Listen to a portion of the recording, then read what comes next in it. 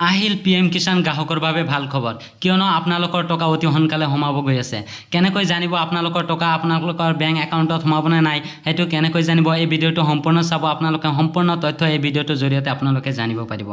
সব ফ্ৰেণ্ডসকল, আৰু যিসকলে নতুন এপ্লাই কৰিছে আপোনালোকৰ টকা সোমাবনে নাই, আৰু আপোনালোকে যিসকলৰ KYC কৰা নাই, যিসকলৰ পেণ্ডিং হৈ আছিলে আপোনালোকৰ টকাটো সোমাবনে নাই, আপোনালোকে কেনেকৈ জানিব, নিশ্চয় আপোনালোকে এই ভিডিঅ'টোৰ জৰিয়তে আপোনালোকে জানিব পাৰিব।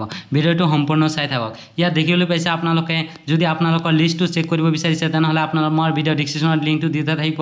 সেই লিংকত ক্লিক কৰি আপোনালোকে এই ৱেবছাইটলৈ আহিব পাৰিব। তাৰপিছত আপোনালোকে যদি KYCটো কৰা নাই, ইয়াত দেখিবলৈ পাইছে KYC, এই অপশ্যনত ক্লিক কৰি আপোনালোকে KYCটো কৰিব পাৰিব। ইয়াত দেখিবলৈ পাইছে আপোনালোকৰ আধাৰ নাম্বাৰটো আপোনালোকে ইয়াত টাইপ কৰি দিব। আপোনালোকৰ যেতিয়া আধাৰ নাম্বাৰটো আপোনালোকে ইয়াত টাইপ কৰি দিব, টাইপ কৰি দিয়াৰ পিছত আপোনালোকে চাৰ্চ অপশ্যনত আপোনালোকে ক্লিক কৰি দিব।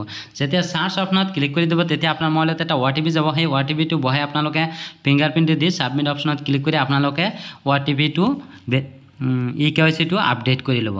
তাৰপিছত আপোনালোকে ইয়াত দেখিবলৈ পাইছে সকলোকেইটা ডিটেইলছ ইয়াত দিয়া আছে। যদি আপোনালোকে ষ্টেটাছটো চেক কৰিব বিচাৰিছে তেনেহ'লে নাও ইয়াৰ ষ্টেটাছ এই অপশ্যনত ক্লিক কৰি আপোনালোকে ষ্টেটাছটো চেক কৰিব পাৰিব। আৰু যিসকলে আপোনালোকৰ বেনিফিচিয়াৰী লিষ্টটো চেক কৰিব বিচাৰিছে সেইটো আপোনালোকে চেক কৰিব পাৰিব। সম্পূৰ্ণ প্ৰচেছ আপোনালোকে এই ৱেবছাইটৰ জৰিয়তে আপোনালোকে জানিব পাৰিব। যিহেতু মই ক'ব বিচাৰিছোঁ আপোনালোকৰ যিসকলে আপোনালোকে PM কিষাণৰ টকা পোৱা নাই এতিয়ালৈকে, আপোনালোকে পাবনে নাই সেইটো কেনেকৈ জানিব, এই ভিডিঅ'টোৰ জৰিয়তে আপোনালোকে জানিব পাৰিব। আপোনালোকে ভিডিঅ'টো সম্পূৰ্ণ চাই থাকক। ইয়াত দেখিবলৈ পাইছে আপোনালোকৰ যদি টকা সোমায়, আপোনালোকৰ যদি পেণ্ডিং হৈ আছিলে, যদি দেখক আপোনালোকৰ ৰেজিষ্টাৰ মোবাইলত এনেকুৱা মেছেজ আহিছে নেকি। ইয়াত দেখিবলৈ পাইছে মোৰ মেছেজটো আহিছে। ইয়াত দেখিবলৈ পাইছে ষ্টাৰ্টে 10:20 PM বজাত এই মেছেজটো আহিছে। যদি আপোনালোকৰ মোবাইলত এনেকুৱা ৰেজিষ্টাৰ যিটো আপোনালোকে নাম্বাৰ দিছিলে ৰেজিষ্টাৰ নাম্বাৰত আপোনালোকৰ এনেধৰণৰ মেছেজ যাব। ইয়াত দেখিবলৈ পাইছে সম্পূৰ্ণ মেছেজটো আপোনালোকে পঢ়ি চাব। যদি এনেধৰণৰ মেছেজ আহি থাকে আপোনাৰ মোবাইলত তেনেহ'লে আপোনালোকে এই PM কিষাণৰ 2000 টকা আপোনালোকে 5 তাৰিখত লাভ কৰিব। ইয়াত কি কৈছে দেখিবলৈ পাইছে ষ্টাৰ্টে মোৰ মেছেজটো আহিছে। ইয়াত কি কৈছে মাননীয় প্ৰধানমন্ত্ৰী শ্ৰী নৰেন্দ্ৰ মোদী ডাঙৰীয়া 5 অক্টোবৰ 2024 দিনৰ 12 বজাত মহাৰাষ্ট্ৰৰ ৱাছিমৰ পৰা প্ৰধানমন্ত্ৰী কৃষক সন্মান নিধি আঁচনি 8ম কিস্তি মুকলি কৰিছে।